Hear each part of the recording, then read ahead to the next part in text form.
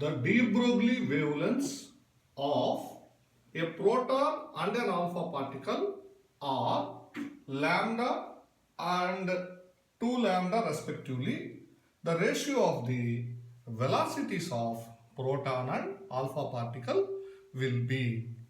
మనకు de Broglie wave లెంత్కి ఈ relation ఉంది, h/mv, planks constant, mass, velocity, wave length. So మనకు కావాల్సింది ఇప్పుడు వెలాసిటీస్ రేషియో కాబట్టి వెలాసిటీని ఇట్లా తీసుకొని వచ్చేస్తే లాంబ్డా ఇలా వచ్చేస్తుంది. ఇది ఎలాగో కాన్స్టెంట్ కాబట్టి velocity is proportional to 1/m lambda రాయొచ్చు.